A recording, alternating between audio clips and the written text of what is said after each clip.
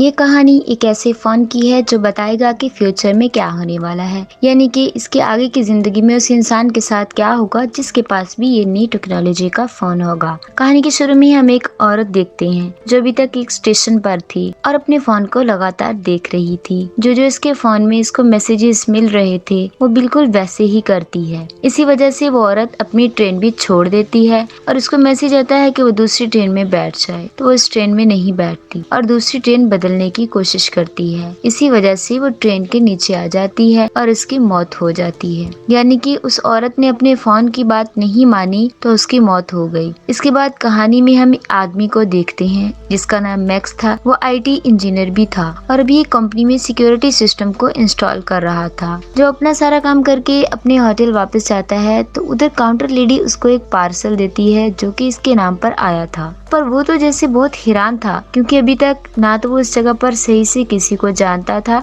और ना ही इसने ऑर्डर पर कोई चीज मंगवाई थी, क्योंकि वो तो सिर्फ अपने काम के सिलसिले में यहाँ थाईलैंड आया था। लेकिन खैर ये इस पार्सल को अपने कमरे में ले जाता है। जब जाकर इसे खोलता है तो इसमें एक लेटेस्ट टेक्नोलॉजी का मोबाइल फोन था। इस फोन पर JZT की ब्रांडिंग थी, मतलब कि इस कंपनी ने इस फोन को बनाया था। वो हैरान था कि ऐसी तो कोई कंपनी मार्केट में है ही नहीं। लेकिन कुछ टाइम के बाद इसी मोबाइल फोन पर मैसेज आता है कि इसे आज रात इसी होटल में रुक जाना चाहिए, क्योंकि कल इस होटल में लोगों को खास किस्म का डिस्काउंट दिया जाएगा। मैक्स को ये आइडिया बहुत अच्छा लगता है क्योंकि एक दिन और रुककर वो थाईलैंड घूमना चाहता था। इसीलिए वो एक और रात के लिए कमरा रहने के लिए ले लेता है और अगली सुबह की फ्लाइट को भी वो कैंसिल कर देता है। जब मैक्स यहाँ पर रुककर घूम रहा था, एंजॉय कर रहा था, तभी वो खबर सुनता है कि जिस प्लेन में वो जाने वाला था वो आज के दिन क्रैश हो चुका था। इसका एक्सीडेंट हो गया था। मैक्स ये खबर सुनकर शुक्र करता है कि वो आज वापस नहीं गया। वो अपने आप को खुश नसीब भी मानता है।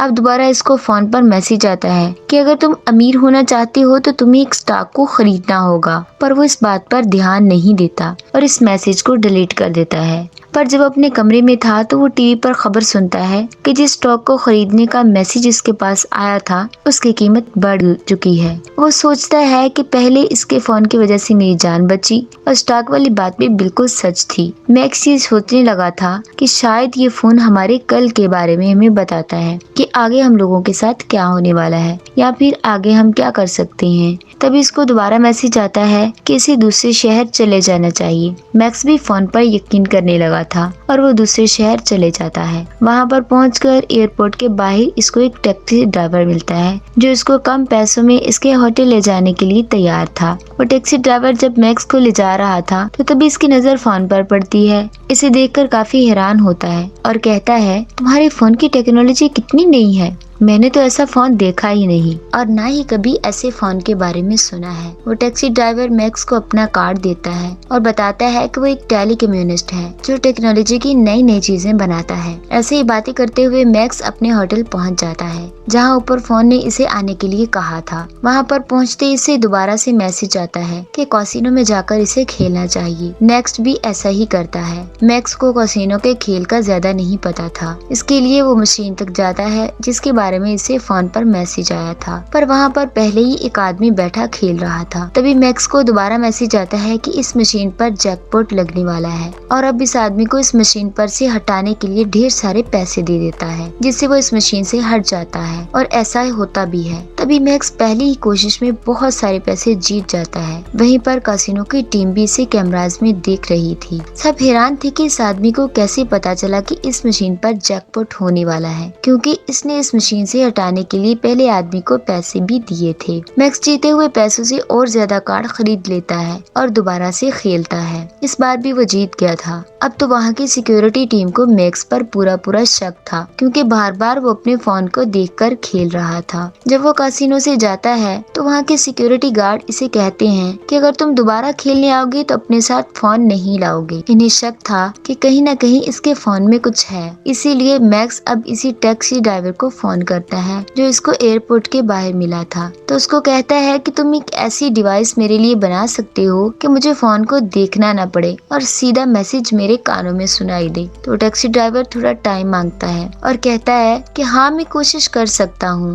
होटल में जाते हुए मैक्स एक कपल को देखता है जो आपस में लड़ रहे थे। वो इनमें से आदमी को मना करता है तो बदले में वो उसे मुक्का मारता है, जिससे मैक्स बेहोश हो जाता है। यहाँ पर पता चलता है कि ये कपल दरअसल कासिनो के खुफिया एजेंट थे और पता करने आए थे कि मैक्स इतने पैसे अपने फोन से कैसे कमा रहा होता है और उसके फोन का सारा डाटा हैक कर लेते हैं। जब मैक्स को होश आता है तो वो लड़की मैक्स का शुक्रिया अदा करती है कि इसने इसकी जान बचाई, पर साथ साथ इसने कासिनो के मैनेजर को सारा डाटा बेच दिया था। पर अभी भी इन्हें पता नहीं चलता कि इसको मैसेजेस कहाँ से आ रहे हैं। उधर दूसरी तरफ टैक्सी ड्राइवर ने भी मैक्स के लिए नए डिवाइस को बना दिया था, जिसे वो कानों में पहन लेता है और दोबारा कासिनो में खेलने के लिए चला जाता है और वही कुछ करता है जो मैसेजेस इसे करने के लिए कहते जा रहे हैं। वो लगातार पैसों पे पैसे जीतता रहा है। वहाँ की सिक्योरिटी भी तंग आ चुकी थी, इसलिए मैनेजर उसे आकर पकड़ लेता है और उधर ही FBI के एजेंट भी आ चुके थे। FBI की टीम मैक्स को पकड़कर अपने साथ ले जाती है और पूछती है कि सच सच बताओ तुम्हें मैसेजेस कौन कर रहा है। पर इस बारे में मैक्स खुद भी नहीं जानता था। FBI ऑफिसर कासिनो के मैनेजर से मिलता है और उसे बताता है कि ये केस हमारे पास नया नहीं है, इससे पहले भी बहुत सारे ऐसे केस आ चुके हैं। बहुत से लोगों को ऐसे फोन मिले हैं जिसमें इन्हें पैसे कमाने के तरीके बताए जाते हैं, पर जब भी हम इन लोगों को पकड़कर पूछा है कि तुम्हारे पास फोन कहाँ से आए, और तभी कुछ वक्त के बाद इन लोगों की मौत हो जाती है और हर बार की तरह हम इस बारे में कुछ नहीं जान पाते। अब ऑफिसर मैक्स के पास जाता है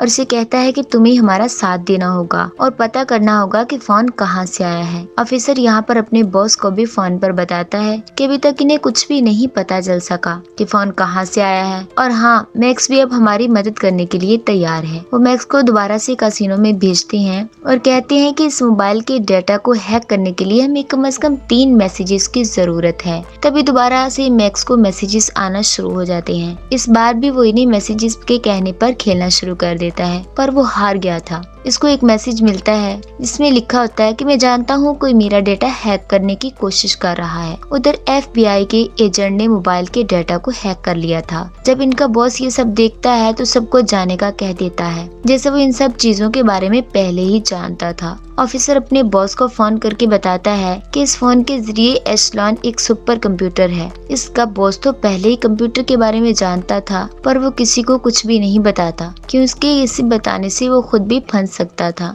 ऑफिसर बताता है कि जो कि आर्टिफिशियल इंटेलिजेंस से चलता है, जिसको सिक्योरिटी के लिए बनाया गया था। सब बातें सुनकर बॉस को ये लग रहा था कि इसको किसी ने हैक किया है। यहाँ पर बॉस एक दूसरे एजेंट को अपने मिलने का कहता है जो मैक्स की तरह का ही दिखता है। इसको मैक्स का फोन भी दिया गया था। तभी इसको मैसेज आता है कि रोड को क्रॉस करो। जैसे ही वो ऐसा करता है तो उसको गाड़ी टक्कर मार देती है। उस बेचारे की वहीं पर मौत हो गई थी। असल मैक्स अभी भी जिंदा था और उस लड़की के साथ जो खुफिया एजेंट थी जिसकी इसने जान बचाई थी, पर मैक्स ये बात नहीं जानता था कि वो लड़की खुफिया एजेंट है। तभी वो लड़की देखती है कि छत पर एक आदमी गोलियां चलाने वाला है। वो समझ आती है कि ये लोग मैक्स को मारना चाहते हैं। ऐसा क्यों था? क्या इस फोन की वजह से? ये कोई बात भी नहीं जानता था, पर वो लड़की सबको मार देती है और मैक्स को भी बचा लेती है। अब मैक्स को पता चल चुका था कि वो लड़की जो इसके साथ रह रही है वो एक एजेंट थी और उसके साथ प्यार करने का ड्रामा कर रही थी। तभी यहाँ पर हमें पता चलता है कि इन लोगों को मारने FBI के बॉस ने भेजा था। कुछ न कुछ तो वो जानता था, तो इसके मोबाइल के बारे में, और ऐसा लग रहा था कि मैक्स इसके बारे में काफी कुछ जान गया है,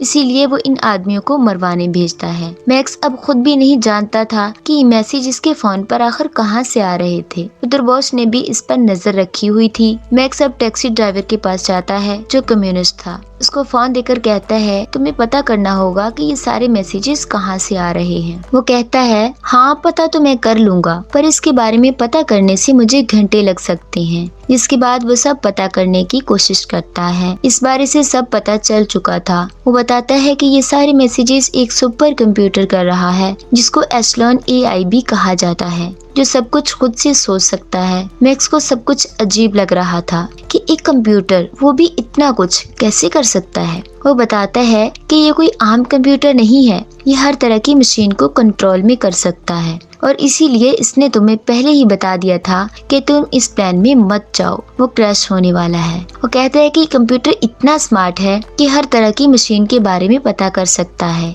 जब वो सब बता ही रहा था तभी तो कुछ आदमी आ जाते हैं जो मैक्स को मारने आए थे। वो यहाँ से जल्दी से गाड़ी में बैठकर चले जाता है। इनका पीछा FBI के एजेंट कर रहे थे, पर मैक्स इनमें से एक ऑफिसर को पकड़ लेता है और वो मैक्स को सारी सच्चाई बता देता है। कहता है कि हम तुम्हें इसलिए मारना चाहते हैं ताकि इस कंप्यूटर का राज किसी और को पता न चल सके, जिसको हमने ही बनाया है, पर अब वो खुद से काम कर रहा है जो खतरा बन सकता है। इसलिए हम तुम्हें मारना चाहते हैं ताकि इसके बारे में तुम किसी को कुछ ना बताओ। तभी मैक्स को मैसेज आता है कि इसको उसी जगह पर जाने का कहा गया है जहाँ पर मैक्स ने सबसे पहले सिक्योरिटी सिस्टम को इंस्टॉल किया था। वहाँ पर वो कंप्यूटर मैक्स को कैमरे की मदद से देख रहा था और वो इसको यहाँ पर मैसेज आता है कि यहाँ पर जितने भी कंप्यूटर हैं सबको एशलॉन सुपर कंप्यूटर से कनेक्ट कर दो, यानी जोड़ दो, जिससे वो कंप्यूटर अपडेट हो जाएगा। जिसके बाद दुनिया में जितनी भी बनाएगी मशीन है सबके डाटा को कंट्रोल कर सकता है। मैक्स यहाँ पर देखता है कि सभी कंप्यूटर इस एशलॉन मशीन सुपर कंप्यूटर के कंट्रोल में थे। वो रोकने की कोशिश भी करता है पर नहीं कर पाता। हम देखते हैं कि इधर FBI का ऑफिसर अपने बॉस को बता रहा था कि हमें इस एशलॉन मशीन को यहीं खत्म करना होगा, वरना ये सारी दुनिया के साथ साथ इंसानों को भी कंट्रोल करने लगेगा। उधर ही मैक्स अभी कंप्यूटर के सामने बैठा कह रहा था कि इस मशीन को बनाने का मकसद ये था कि लोगों को साइबर सिक्योरिटी दें, जिससे टेक्नोलॉजी की दुनिया में गलत काम होते हैं तो इसकी मदद से रोक सके, न कि इंसानों को कंट्रोल करें। ये सुनते ही वो मशीन अपने सारे कामों को वहाँ के सभी कंप्यूटर के सामने लाने लगती है जो आज तक इसने किए थे, और इसी तरीके से जल्दी जल्दी सारा डाटा खत्म हो जाता है और वो मशीन खुद ही से शट डाउन यानी बंद हो जाती है, क्योंकि कंप्यूटर भी समझ चुका था कि वो लोगों के लिए खतरा बनता जा रहा है, इसलिए वो खुद से ही बंद हो गया था। इधर FBI की टीम आकर मैक्स को गिरफ्तार कर लेती है, पर कुछ वक्त के लिए फिर इसे छोड़ दिया जाता है। मूवी के आखिर में हमें ये भी पता चलता है कि वो टैक्सी ड्राइवर असल में एक कैप्टन था जो इसी मिशन पर काम कर रहा था। इसने एशलॉन सुपर कंप्यूटर को बंद करवाना था। तो बाज़ दफा हमारी जिंदगी में कुछ ऐसी चीजें आती हैं जिसको बनाते तो हम फायदा पहुंचाने के लिए हैं, पर वो हमारे लिए नुकसानदायक साबित होती हैं। तो हमें हर चीज का उतना ही इस्तेमाल करना चाहिए जितनी इसकी जरूरत हो। जरूरत से ज्यादा चीजों को इस्तेमाल करना हमारे लिए खतरा हो सकता है, जैसा कि मोबाइल फोन या फिर कोई भी नई टेक्नोलॉजी की चीज। और इसी मैसेजेस के साथ ये मूवी यहीं पर खत्म हो जाती है।